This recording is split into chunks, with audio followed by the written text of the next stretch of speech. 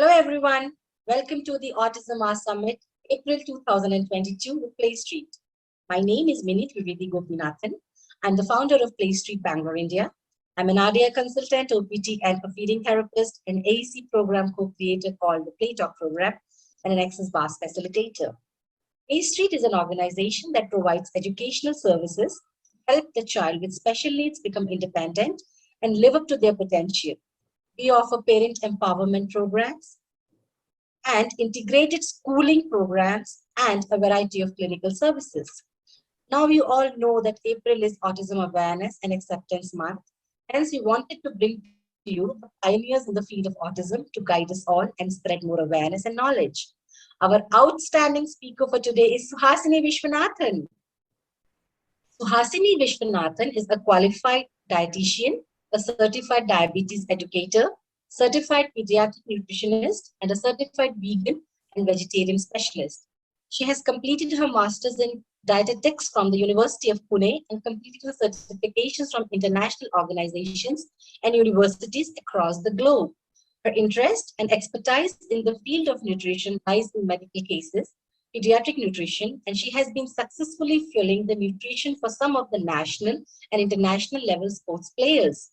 In the past decade of working, Suhasini has helped CEOs get their health and fitness on track, worked with people to correct their deranged blood parameters, helped budding athletes better their personal records, and also worked with special needs children like those on the Autism Spectrum. Currently, she's working in QUA Nutrition as the head of quality control in Dietetic Management at QUA Nutrition CLINICS. Today, we're going to talk about nutrition planning for children with autism. Welcome, Suhasini.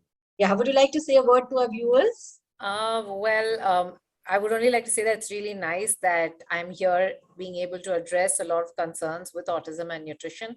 And I hope I'm going to be able to cover up enough for parents to know that nutrition can help the entire spectrum of helping kids lead a better quality life. That's what we are looking forward to. So let's start. Let's start unfolding the facts about nutrition and diet. Absolutely. So, Suhasini, my first question is, see, decades back, autism was being recognized initially as psychological disorder. Right. Then more research happened and it was referred as a neurological disorder. And now more researchers are saying that it is a movement disorder. Also, like gut-brain axis theories are coming into play. I really want to understand what role does nutrition play for individuals with autism? So nutrition per se does play a crucial role. I would call it a backbone. I wouldn't say that, it is like how directly therapy like OT or speech therapy has a direct, working that it does. Nutrition is more like a silent person in the background, but nutrition plays a huge role. When it comes to brain functioning, when it comes to overall health, nutrition has a direct relationship with both of it, right? And so when it comes to nutrition for kids with autism or anybody on the spectrum, the overall goal is to make sure that they are meeting their basic nutritional requirements and are able to optimize both their brain and body function. So it absolutely makes, like I said, it's like a silent thing in the background that works to improve every other effort that is being put on a person with an autism per se. That was a very helpful beginning for us, for our viewers. So what is the science behind diet and nutrition for individuals with autism? Okay, so the science is primarily this, that for children with behavioral and developmental challenges per se, the body chemistry can be quite deranged or disrupted, if I can say, right? And in ways that it requires more than usual additional nutrition support. So there could be pathways which could not be functioning at their optimal best, and hence you need to help with good nutrients and right nutrients improve their entire sequence, so the end result of a certain functioning works, right? So nutrition comes into play in correcting or providing what we would call the nutrition gaps and which in turn will help in seeing improvements in overall brain functioning or behavioral functioning, right? So it's in fact, I would say that these entire biochemical disruptions, as I would say, is a lot more complex in children with autism than it is for those with ADHD. So the idea with nutrition, as I said previously, is to just make sure that the nutritional requirements for the child is met, and hence the child is able to maximize their functioning and response to any kind of therapy that's also being given. Okay. Yes. When you say that these pathways are broken, so is it possible to get this nutrition directly through food? Does it work? See, for example, if you tell me, Minnie, go ahead and say take millets, or say something very healthy, say fruits. So can we just map the same kind of scenarios to our children? I would say it's a little more detailed, right? Now, for example, when it comes for children with concerns like autism, you have to sit down to understand the entire range of symptoms that they have, right? And that, when we actually sit down to understand, we are able to identify what could be missing or what needs to be eliminated or what needs to be added. And then it's literally like entire permutation combination which helps us figure this out, which then helps us further filter it down to identifying specific nutrients, and then further filtering it down to which foods are rich in these nutrients and providing that. So I would say it's probably not a direct approach of, I'm deficient in iron, so provide me dates. It's not probably as simple as that. Are you deficient in iron, or are you deficient in something associated with the synthesis of iron, and hence providing the nutrition for it? So that's how a little more detailed it goes when it comes for kids on the spectrum. Okay. We just don't have to look at the nutrition, but also at the cofactors which are involved for that particular element or mineral required by the body. If I have to give you in a simple, since we've got parents and viewers listening, and if I have to say simply, it's like, imagine electricity supply to a certain village or a certain town, right? You have multiple wires sourcing different parts of it. Now, for all of it, it's only when everything's functioning together and the electricity is passing through all of it together at the same rate and the same speed, that you're going to have that particular light bulb brighten up or light up. So in the same way over here, what we are doing is we're trying to figure out which are these wires which are not having that smooth flow, right? And probably the reason why it's taking time for that particular bulb to light up, right? So it's that way. So it's not that there is it's in simple words, it's basically identifying what could possibly be the disruption, and what, if we provide through nutrition, can we probably see a quicker lightening of the bulb than otherwise. So it's that way that I would probably put it in a very simple way for parents to understand. Yeah, it makes sense. And I will shape this whole thing to my next question. See, what are the underlying factors that are similar when it's autism, ADHD, or any other neurodevelopmental disabilities? And how does it vary with every child also? Or how is it similar for every child? Say 3 children diagnosed with autism, 5 children diagnosed with ADHD. So what are those differences and similarities?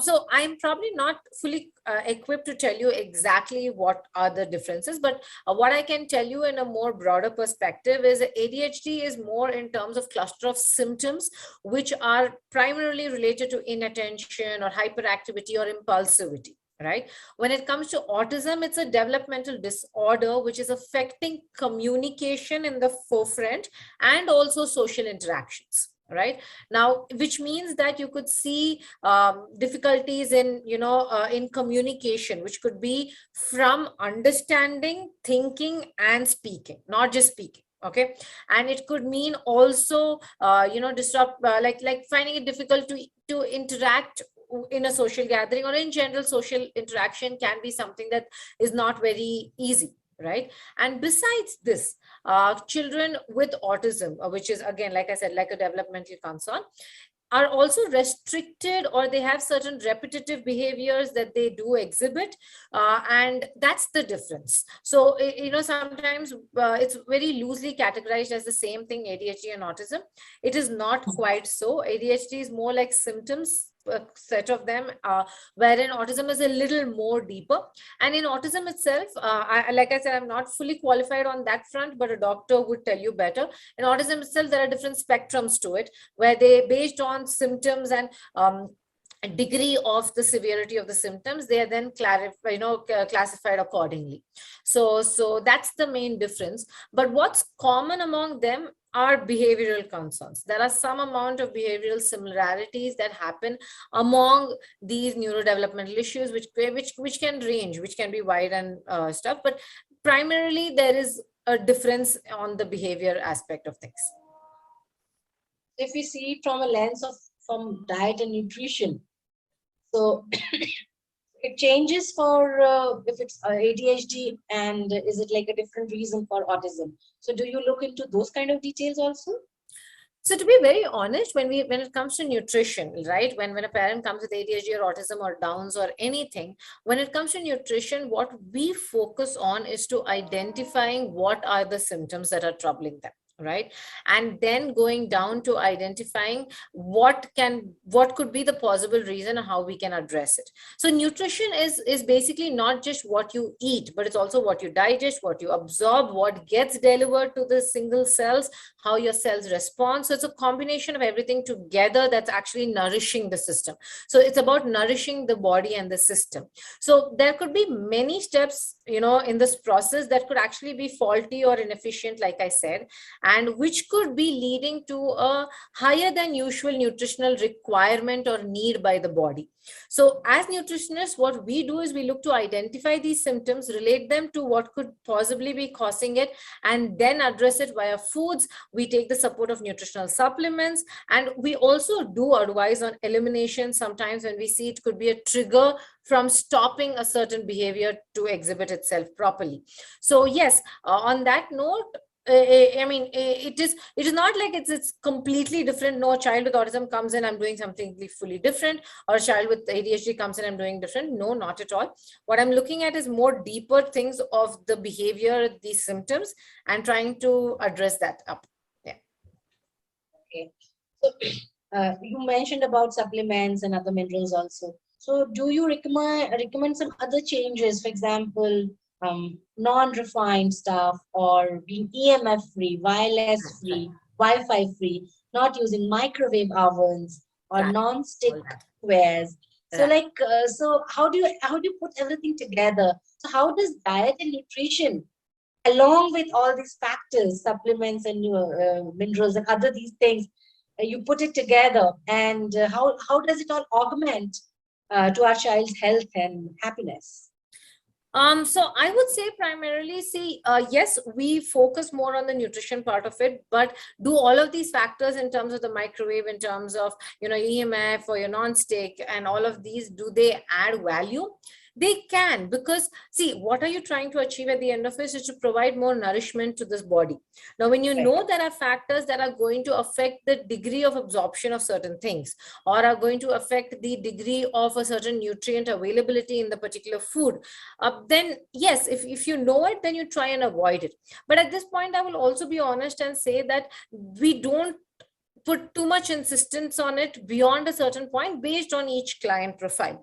Now, some clients are able to do X, that's still better than doing nothing.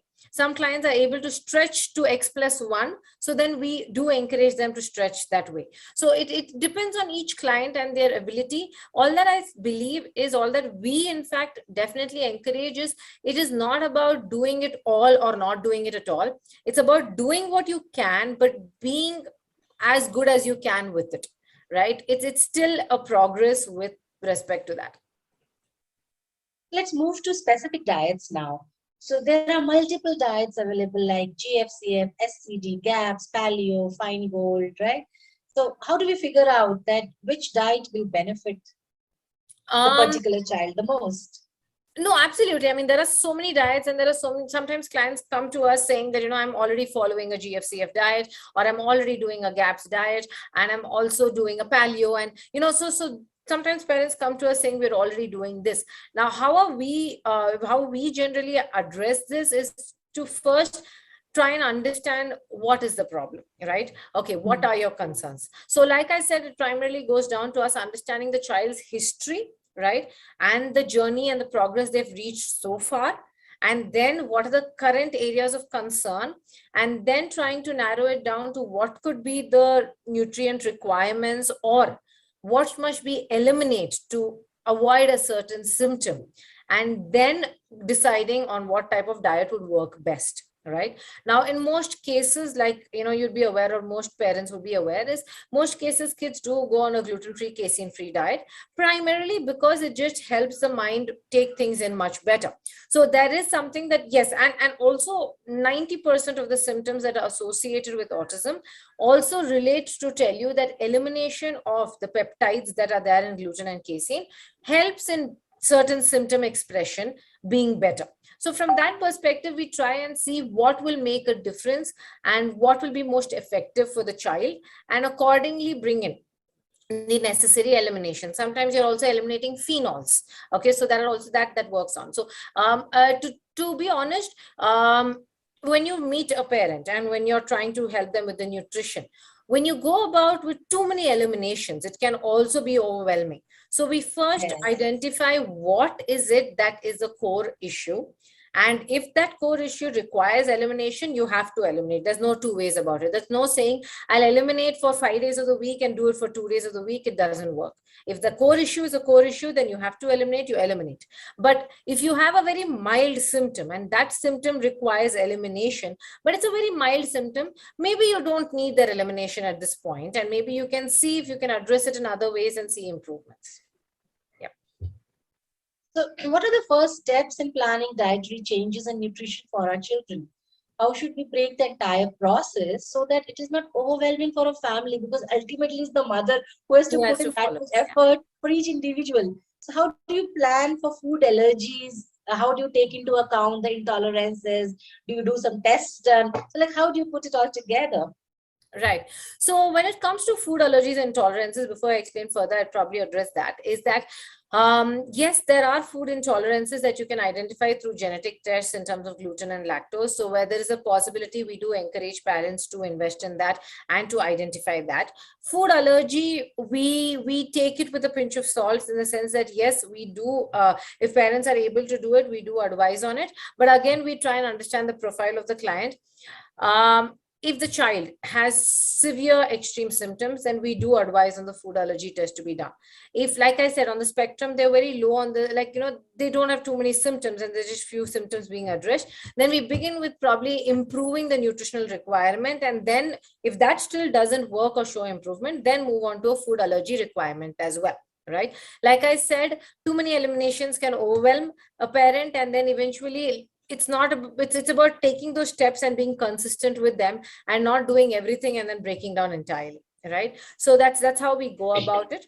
But to tell you in brief, so what we do is, once we've identified the nutrients that we must be focusing on and those that we must eliminate, and for the families to ease into a new routine, we begin by encouraging them to eliminate the intolerances or the irritants and provide them guidance with suitable alternatives. Okay. Sometimes we are only talking about elimination, but it is not as tough when you provide alternatives. Right. Now, once we've achieved that level of eliminating and substituting, we ask them to get comfortable with that idea of it for a period of 2-3 weeks, be comfortable, be able to do it. Then we move on to introducing foods that are rich in those identified nutrients. Right. And yes, sometimes we include foods and nutritional supplements together as well, because the support is better and it's not too difficult to do that.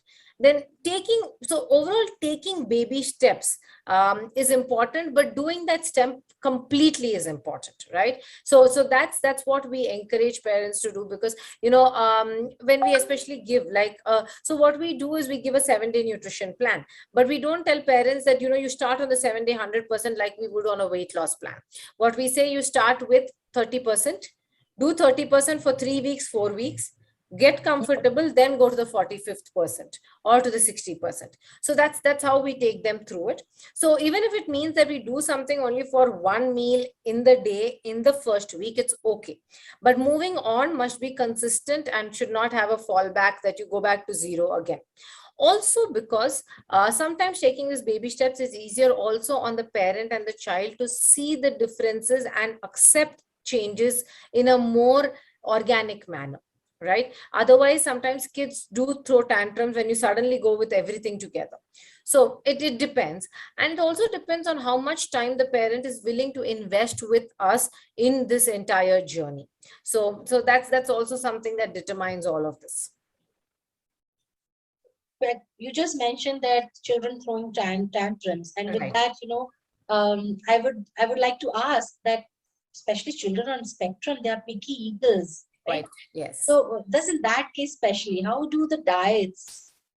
How do diets are able to provide adequate nutrition required for development, and how difficult or easy for the parent to actually introduce that particular diet to the child?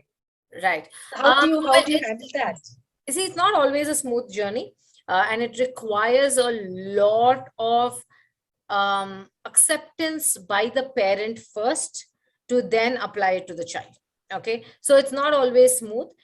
Sometimes parents come in with the full focus of we will do what it takes, and then they are also fully focused that way.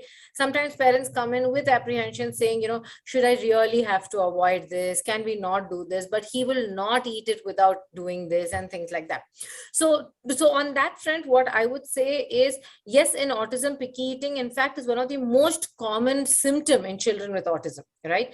Right. But I also like to say that this can by itself also arise due to certain nutritional deficiencies. It can arise due to certain oral motor tone issues. It can arise due to sensory sensitivities, and sometimes even certain excess of toxins in the body. Okay, so while yes, picky eating is quite common, it could actually also be a reason to why they are in general picky eaters. So what we do is we then try and identify with like I said, permutation, combination of different symptoms. We try and identify what could be causing it, or if it's just age and tantrum.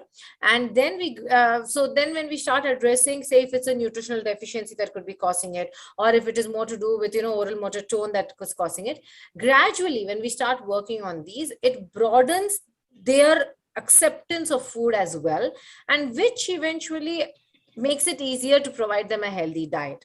Now, it sounds very easy, but it's not as easy. It is a journey, and it is something wherein certain things you just take it out of your kitchen and you just don't bring it in at all.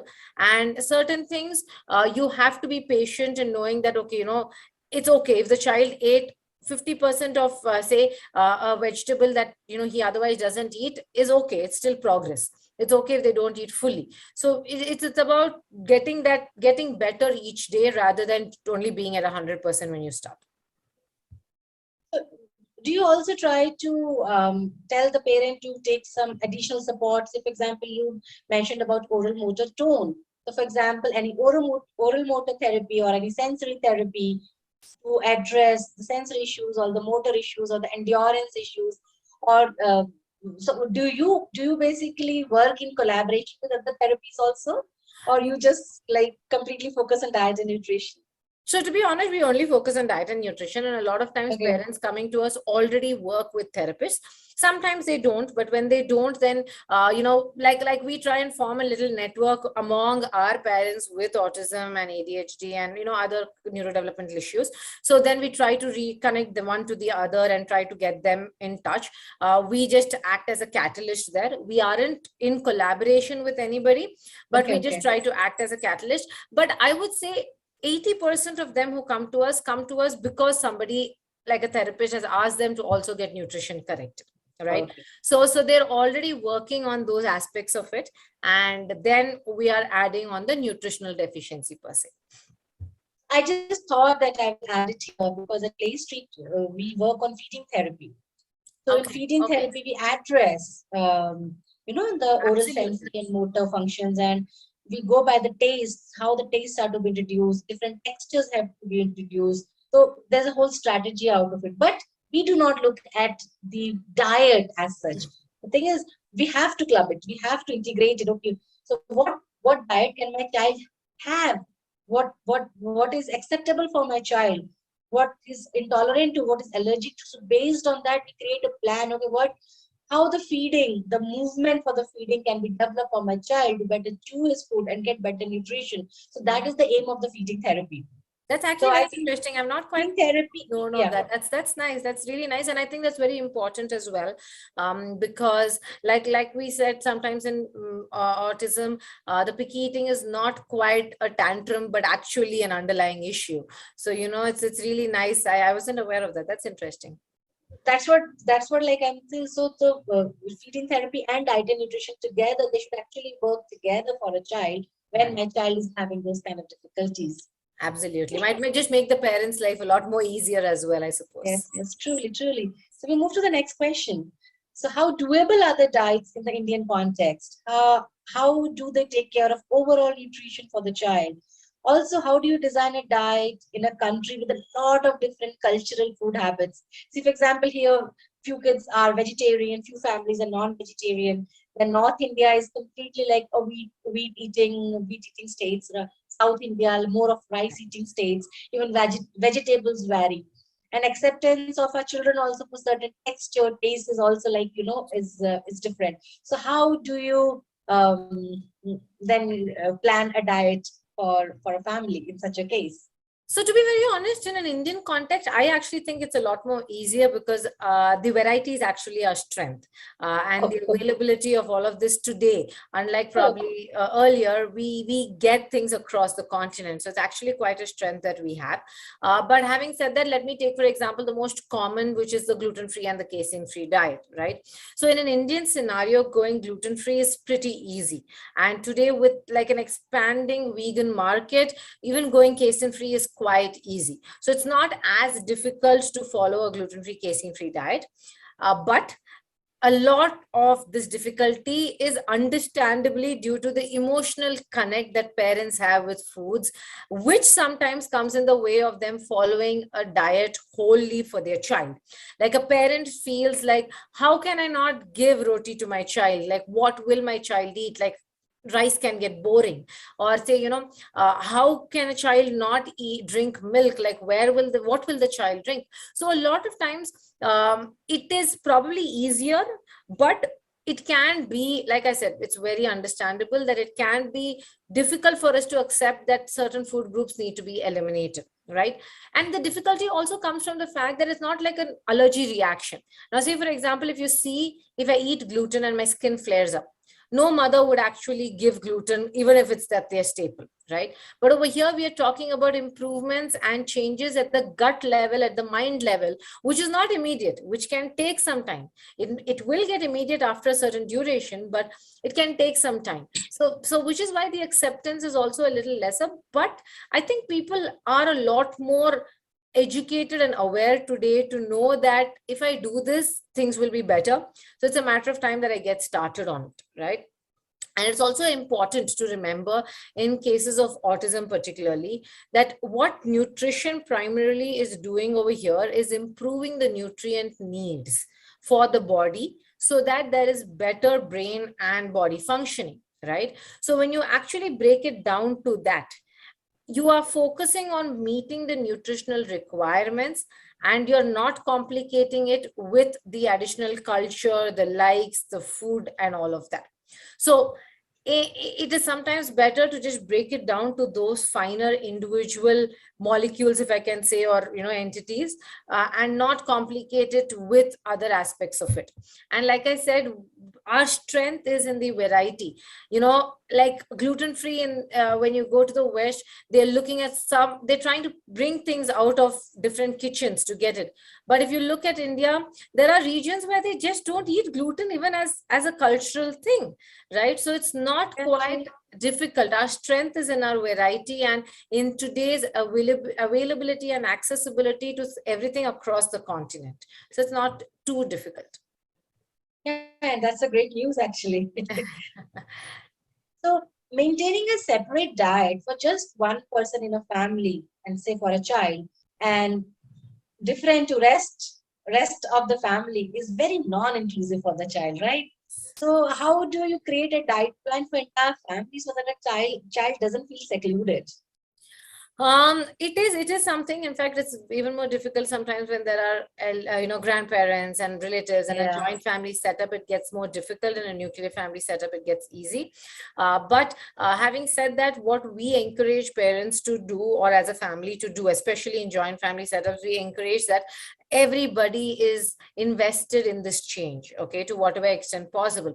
So what we encourage to do is that you make a meal, and you make the family meal revolve around what is given for the child, but you to a large extent keep away from the don'ts, allowing a few exceptions or one or two things which every other member in the family can eat, so that they don't end up missing out on their requirement, their palate, and their variety. Okay, so you try to make it in such a way that if I'm making certain a lunch meal, I make the meal which is around what the child can include and eliminates 90% of what the child can't eat. And that's not too difficult. And what becomes difficult over here is bringing things home, right? Like, for example, bringing sweets home, bringing ice creams home, bringing all of that home is what can cause a little mismatch. So which is when, as a parent, we say you pre-plan for it and you keep it in such a way that when everybody else is eating an ice cream, this kid is also eating something which is cold, which is whole, but which is different.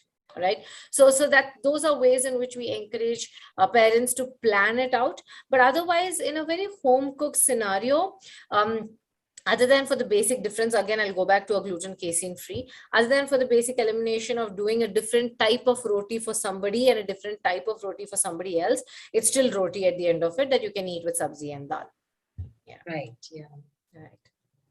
What kitchen ingredients would you recommend to be added or removed or modified to support the diet and nutrition plan for the children without much stress and effort? Can you give us a sample recipe which our children may like? I mean, just so So to be how would you honest, fit with into our kitchens? kids, Yeah. so with kids especially, what I love to work with are what rather works really well with them. I would say not what I like, what I've understood they like is simple kitchen ingredients of taking ragi, right? Instead of making like a ragi roti, which most kids like, but some kids don't, you can make like a ragi pancake.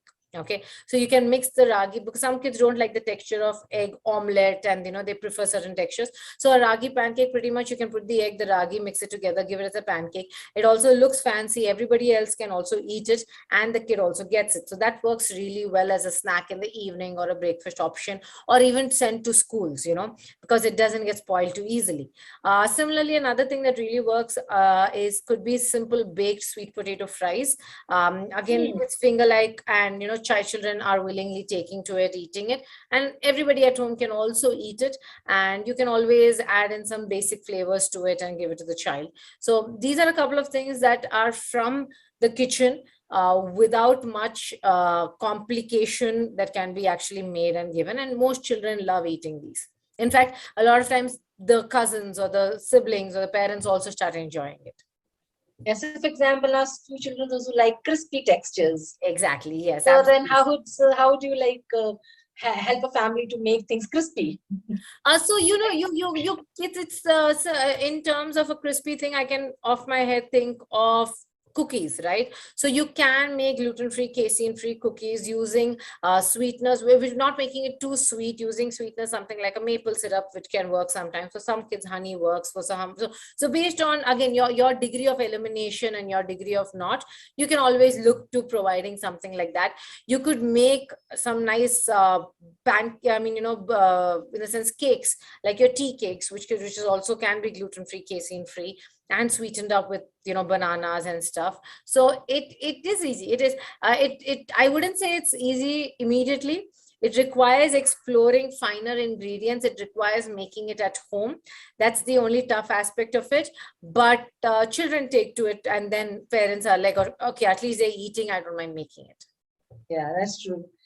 As long as the children eat, Parents are willing to put effort into willing it. to put the effort in. And you know what we try and do is we try to, I always say when it comes to kids on the spectrum or with neurological issues, I learn a lot from parents, because sometimes parents come up with great ideas that they've tried that have worked well. So I think it's more like a team effort where I actually ask them saying, okay, what did you do? How did you do it? Because I can always use it effectively for another child or another parent. So it's a complete team effort, I would say, in getting the child to eat well. As Dr. Martha Herbert says, that she uses the whole body system framework to know what to do with children with autism. So it's not just about making the brain work better, but the whole organism, all the cells and tissues function more efficiently. In conventional medicine, we are not doing this. In conventional, right? If we go to the GI specialist just for GI issues, and we get medication specifically for the GI problems. So through nutrition, how are you able to provide the whole body approach? So we try and get that done again from understanding what are the issues, and we try to always correlate it to what could be an underlying cause. Now, sometimes we are able to figure it out as nutritional deficiency. So that's where it comes to a core issue. Like, for example, a child could be having severe constipation. Right now, severe constipation just giving a medicine or a fiber or an isabgol is a temporary relief, but it's not addressing the issue. So you try and understand, is the constipation coming because of poor muscle development, because of poor muscle tone? What nutrients can help with improving that? Provide that nutrient. Look at nutrients that are natural laxatives, provide that. So try and address the whole thing more from a basic core nutrient perspective, rather than only addressing the symptom. You do address the symptom because temporary relief is necessary, but eventually you look to figuring out how you can make sure that particular symptom doesn't resurface again, like in the case of a constipation. So we try our best to understand the biochemistry, the blood biochemistry, genetic intolerances in cases we can, and other behavioral and developmental concerns to bridge this gap and provide the necessary guidance. Okay.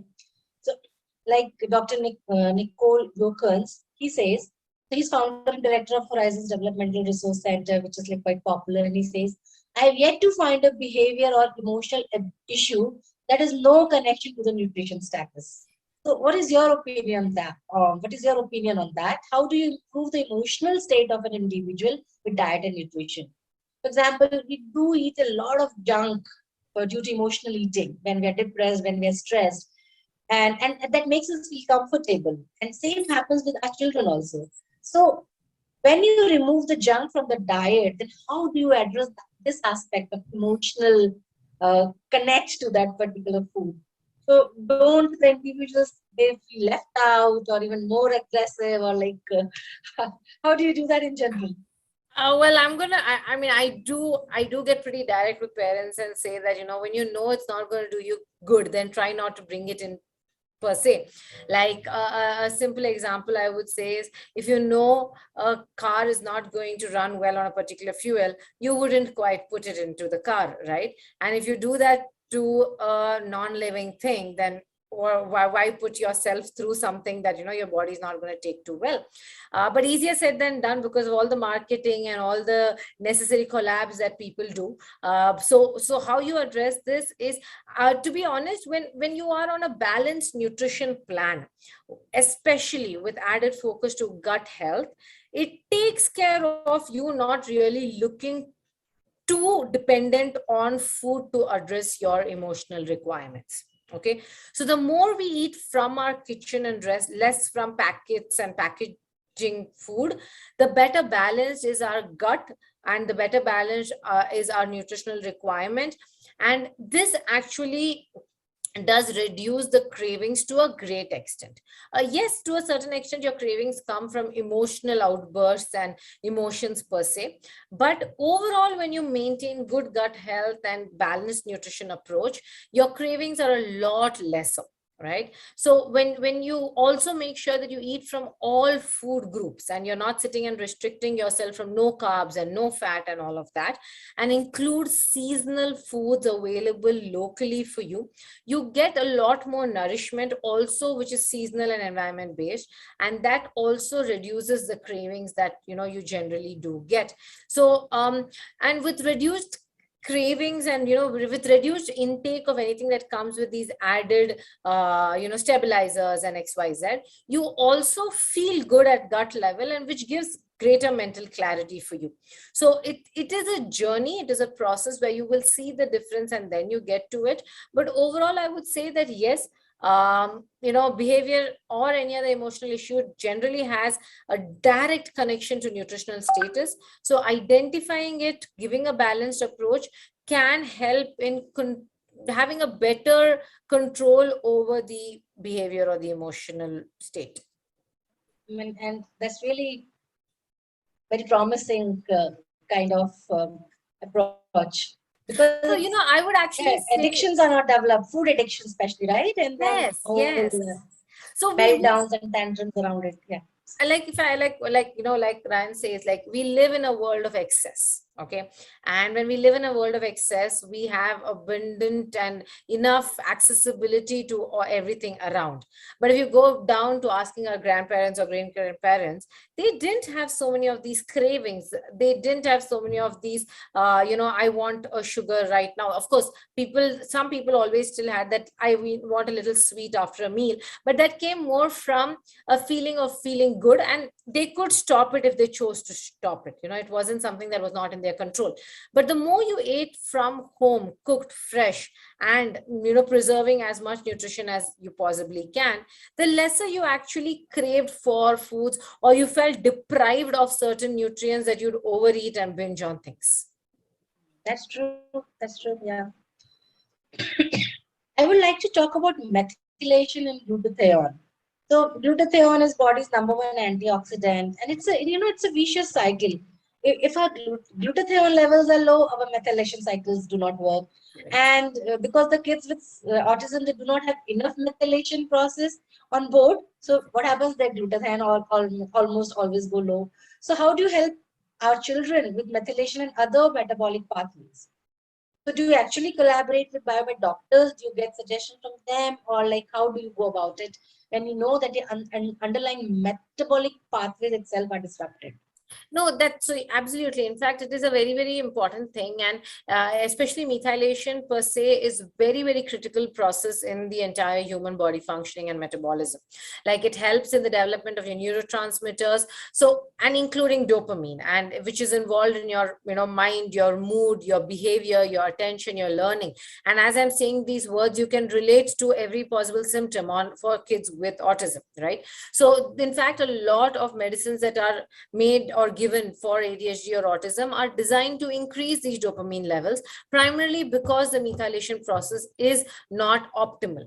So what you actually focus on what we try and focus on over here is for kids with autism, we take care of the B complex vitamins, your folinic acid, your methyl B12, your B6, and nutrients, certain minerals like zinc and magnesium.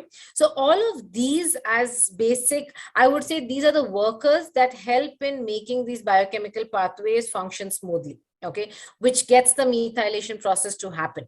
So we do work on the core, like how do I put it? We basically work on the workers to get the work done. So the basic guys to improve the process. That's one way that we definitely include all of these nutrients. As a step 2, we actually also do consider supplementing directly with glutathione, in addition to required supplementation for any of the methyling, like your B complex vitamins or zinc or magnesium as well.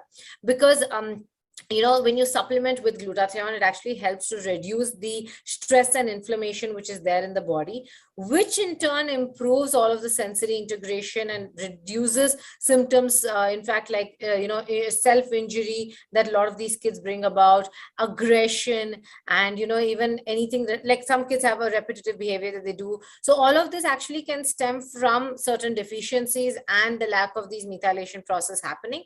So we then look to provide the the basic guys, but also take support of nutritional supplements if it's extreme and severe. And that's very important. Yeah. One of the symptoms, and I've really seen the symptoms so prevalent, that is high candida, high Right, right. candida L.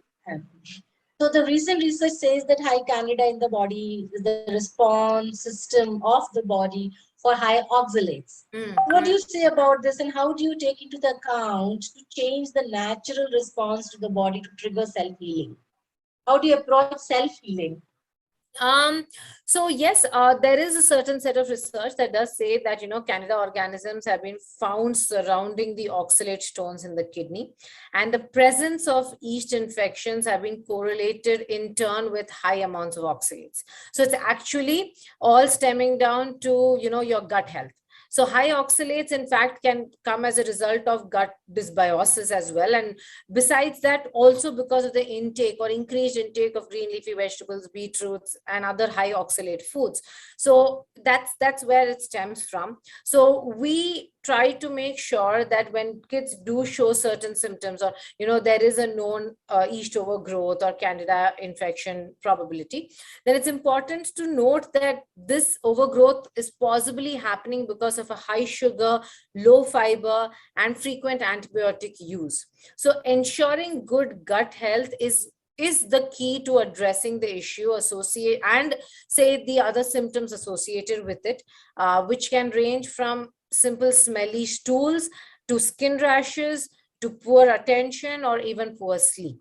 So that's how we identify, say, okay, if the child has a combination of these symptoms, it could possibly stem from really poor gut health. So addressing the gut health reduces the yeast overgrowth, which in turn can take care of the oxalates and your candida. There are so many underlying issues which we can discuss, but we have limited time. We really can't discuss everything.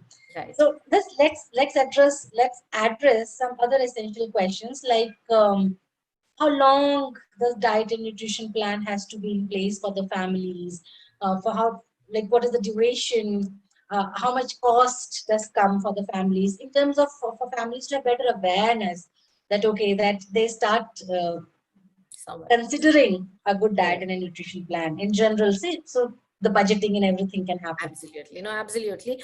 So like I said, the duration of the diet program really depends on the severity of the child's symptoms. And unlike in weight loss, where you can expect a certain change to happen in a certain timeline, with autism, the improvements can, we can never quite determine the timeline it's going to take. And most cases, it's also dependent on the other therapies that the parents are invested in for the child as well. So the duration can really depend on the child's symptoms and the parent's ability to invest in that duration of time. So anything from 3 months to 1 year is what we advise, for parents to invest in if it's a possibility, so that there are constant follow-ups, that there are changes made. The changes are not made as often because, like I said, they're taking baby steps. So by the time they get to following, the whole thing could even be 3 months altogether. But just the constant follow-ups, knowing that you're doing this, knowing that, hey, don't do that, that's also something that you shouldn't be doing. All of that is where we say 3 to 6 months or 1 year is a good time to invest in. Alternatively, some parents choose to come and do a short 1 month course, but follow it themselves for 3-4 months after, come back again after 4-5 months, do another 1 month course. So that's also something that some parents choose to invest in. So it depends. It's a journey, and it's a journey that you understand. And as parents, you also, in fact, at some point become better at it, because you're able to figure direct correlation. Right. Yes. When it comes to the cost aspect of it, it can vary. Like, as somebody who specializes in autism, for me, my costs for a 3 month program can vary anywhere between 25,000 to a 1 year program to be up to 72,000. But we also have different degrees or levels of nutritionists. So you can choose it to also be something around 14,000-15,000 to about 60,000-70,000. So yeah, it depends on the duration that you choose to invest. As a concluding note, Suhasini, do you have something to share with the families? Do you want to give any message or share a story? Anything, like, as from your side? So to be Oh, I would say that, to parents or to anybody listening in, it's important to believe in the integrated approach of nutrition and various therapies for better quality of life for kids with autism or any neurodevelopmental issues. So it is important that it's not just I'm doing this, so it should get better. I'm doing this, but I'm not doing this. So it's also important to have a sharp eye to understand your child's behavior and the child's body's response, and more than anything, be patient with the efforts that everybody is putting in, and most importantly that you are putting in to reap the results and the benefits. Patience is crucial and important. It is easier said than done, but it will get better, and that's what I generally have to tell parents. And if not, your body actually will tell you why it's not getting better, and then you work with the specialist and the therapist as a team to improve it, because each child is different, each body is different. A certain nutrient in a certain form could have worked beautifully well for a certain child, and a certain nutrient in another form wouldn't have worked for another child. So it is also on a constant feedback mechanism and patience that helps. Eventually, what's the goal? The goal is to improve the quality of life, to maximize the brain functioning, to make sure the child is as independent as he or she can possibly be. And another thing, it's a journey. I've had a child who came to me when he was 7, and today he's about 14, and we've been through symptoms which were an issue at a certain point, to have forgotten about it, to again arising at teens, to now getting better. So it's not that if a symptom goes off, it will never come again. It also depends on the environment, the triggers, and so many other factors as well. So it's a journey, and everybody puts in their seeds to see how the whole thing grows. And like I said, believe in an integrated approach rather than a single track approach when it comes to improving the quality of life for these kids. Very important. And this brings us to the end of this conversation. On behalf of PlayStreet team, I would like to thank you again, Suhasini, for your valuable time, for sharing your knowledge with us. I hope all the viewers are really able to understand the importance of nutrition for all the individuals, also including our children with autism too. So I hope today you understood the basic rationale of how to choose a diet for your child in order to help him with better digestion and nutrition, and most important, as Suhasini says, quality of life. And how do you make it inclusive? I hope today you all have gotten more ideas from Suhasini on how you could put together the strategies to help our children thrive better. Thank you everyone for joining us today. Take care and goodbye.